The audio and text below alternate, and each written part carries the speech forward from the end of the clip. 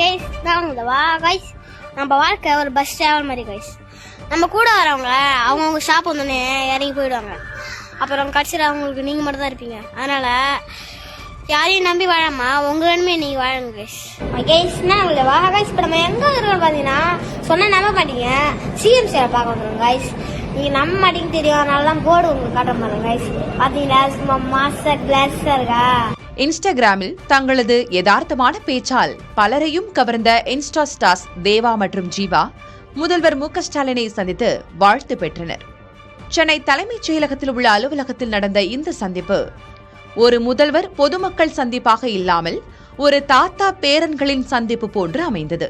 எவ்வளவு நாளா நீங்க வந்து ரீல்ஸ் போட்டுட்டு இருக்கீங்க? நாங்க ஒரு 1.5 வருஷமா தான் சார். நாங்க நிறைய பேசி வீடியோ எடுத்துன்னு இருப்போம், துடுத்துன்னு இருப்போம்.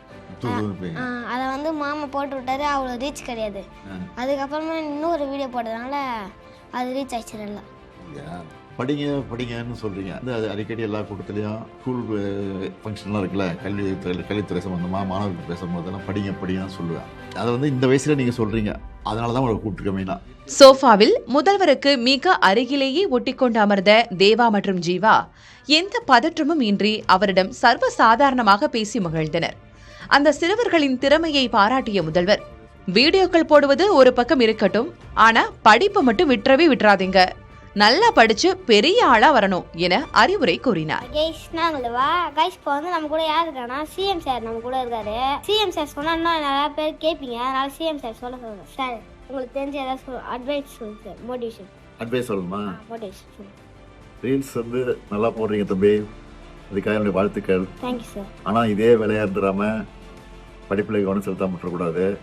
நல்ல படிப்புல கவனம் செலுத்தி, நீங்க சொன்னீங்கல்ல கலெக்டராக போறேன், போலீஸ் ஆஃபீஸராக போறேன்னு சொல்லி, அது ஆகணும்னா நல்லா படிக்கணும், படிச்சு உங்க கனவு நிறைவேறணும். அதுக்கு என்னுடைய வாழ்த்துக்கள்.